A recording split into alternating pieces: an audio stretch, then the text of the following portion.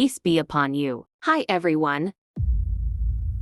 This video will show about leisure sports, the way of the Prophet Muhammad. Islam is a comprehensive religion that educates its people to achieve happiness in the afterlife without neglecting worldly issues. Thus, the practice of leisure or sports becomes part of the things that need to be paid attention to in order to produce a society that is intelligent and physically strong. Muslims, regardless of age and position, should take advantage of their free time by doing leisure and sports to maintain physical fitness and then be able to perform the obligatory acts of worship in a perfect and solemn manner. This is important because the energy and physical strength will be able to create a sense of fear among the enemies of Islam, who always take the opportunity to make threats and provocations against Muslims. Archery.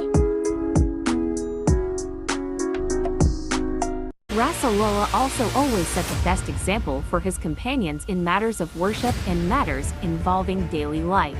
For example, His Majesty once joined a friend who played darts as a leisure activity. The Prophet said, "You should learn archery because archery is one of your best games." Narrated by Bazar and Thabarani. Indirectly, this sport trains people to calm down and stabilize emotions. Individuals who are restless, grumpy, impatient, or mentally ill will not be good archers. The act of bending the arrow in the bow, then releasing it requires physical strength.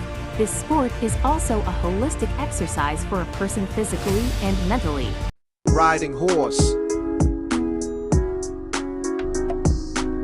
Indeed, the Prophet once held a horse race and gave prizes to the winners. For Allah, truly, the Prophet once bet against a horse called Sabah racing horse. Then he was able to beat others. His Majesty Saw was very agile in that regard and surprised him. Ahmad's story. Horse riding is very good for human health. All parts of the body from head to toe, from physical to mental, will benefit. The curved shape of the horse's back, the place on the horse, is good for treating all human spine problems. Swimming. The Prophet said, "Teach your children to ride horses, swim, and archery."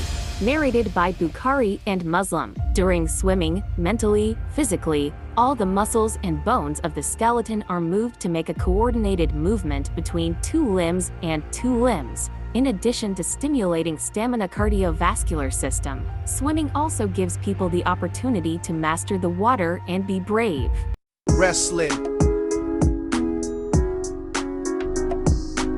In fact, there is a narration stating that the Prophet once wrestled with an infidel Quraysh wrestler named Rukana bin Abu Yazid bin Hashim. The event happened when the Prophet was asked to prove his miracles.